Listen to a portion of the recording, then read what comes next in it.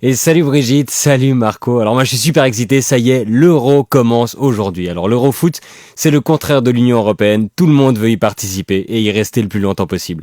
Et comme dans l'UE, c'est souvent l'Angleterre le premier gros poisson à se barrer. C'est eux qui ont inventé le sport mais ils gagnent plus rien depuis 50 ans. Comme les Grecs qui ont inventé la démocratie et maintenant ils arrivent plus à la gérer. Les grandes banques dont Goldman Sachs prédisent la victoire de la France. Et si elles sont aussi douées pour prédire les résultats sportifs que les crises économiques, misez tout sur l'Islande. Chacun son boulot. Est-ce que Paul le Poulpe donner des conseils boursiers? Bon, la France, en ce qui me concerne, a déjà perdu l'Euro, parce qu'ils ont choisi David Guetta pour l'hymne de la compétition.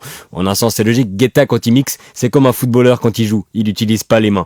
Les champions en titre, c'est l'Espagne, qui viennent de perdre en amical contre la Géorgie. C'est pas la manière idéale d'aborder la défense de leur titre, mais bon, perdre contre une équipe nulle au début, ça leur a jamais empêché de gagner la compétition après. Regardez en 2010. Bon, en parlant de la Suisse, ils ont établi leur camp de base à Montpellier. C'est joli Montpellier. Sauf que la Suisse joue à Paris et Lille, à 1000 km de là. Heureusement que c'est pas les responsables de la SF qui passent le bac ces jours-ci. Ils foireraient l'examen de géo. Moi, quand je pars en vacances à Barcelone, je réserve pas un hôtel à Amsterdam. Bon, évidemment, dans le climat actuel, on se préoccupe beaucoup de sécurité. Il y a une application qui t'envoie une notification quand il y a une menace terroriste. Et tu peux aussi programmer l'app officielle pour qu'elle te notifie des buts de la Suisse. Donc si ton téléphone vibre quand la Suisse joue pas, c'est sûrement un attentat. Et si ton téléphone vibre pendant un match de la Suisse, c'est sûrement un attentat aussi. De toute façon, comme dirait Robert Ménard, dans les deux cas, c'est sûrement un musulman le responsable.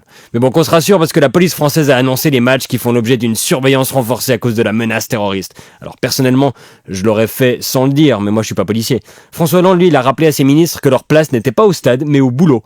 Le plus inquiétant, c'est qu'il ait besoin de le rappeler. S'ils veulent servir de décoration sans avoir d'influence sur les résultats des événements, faut pas qu'ils aillent au Parc des Princes, faut qu'ils aillent à l'Assemblée nationale.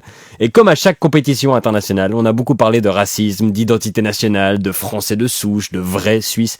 Qui n'a pas déjà entendu cette réplique de Café du Commerce? De toute façon, à part Liechtensteiner, il n'y a pas de Suisse dans cette équipe.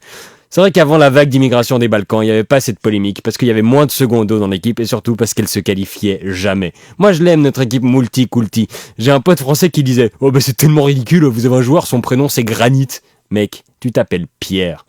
Et vous avez vu cette histoire en Argovie, la famille à qui on a refusé la naturalisation car ils étaient trop souvent en training. C'est qui prend les décisions? Karl Lagerfeld. La seule façon qu'on accepte les immigrés qui portent des trainings sans les juger, c'est s'ils marquent des buts. C'est pour ça qu'il y a quasi que dans le sport qu'on voit des immigrés au premier plan, c'est une vraie méritocratie. Si tu plantes des goals, on peut pas te refuser le poste juste parce que t'as pas la bonne couleur ou le bon nom. Enfin, à part en France. Deschamps, il a sélectionné ni Benzema, ni Ben Arfa, ni Ben Affleck. C'est quand même super louche, hein. Bon, mais l'Euro coïncide parfaitement avec le Ramadan.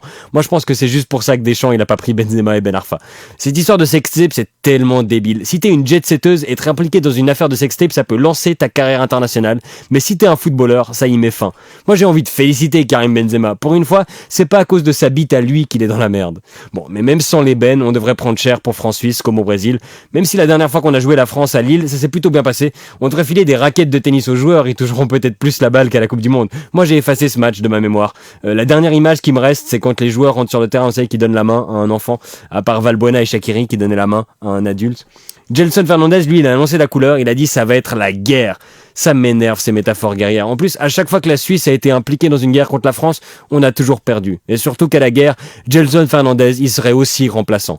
Donc voilà, c'est parti pour un mois où tout le monde ne parle que de foot, et même ceux qui détestent le foot. C'est fou comme ils sont fiers de détester quelque chose, on dirait moi. Comme si le simple fait de dire le foot c'est nul faisait des prix Nobel. Et c'est eux qu'on va entendre le plus pour nous dire 500 fois qu'il y en a marre du foot. Moi j'aime pas le foot, c'est 11 mecs qui courent derrière un ballon et qui après vont faire du Nordic Walking où le but c'est respectivement de faire du ski de fond sans ski et sans neige ou du yoga. Un concours de celui qui arrive à péter le moins souvent en se stretchant l'anus au maximum. Laissez-nous tranquilles avec notre sport de beauf et à tous les autres qui aiment ça, bonne première semaine de l'Euro et aux joueurs suisses, bonne totalité de votre Euro.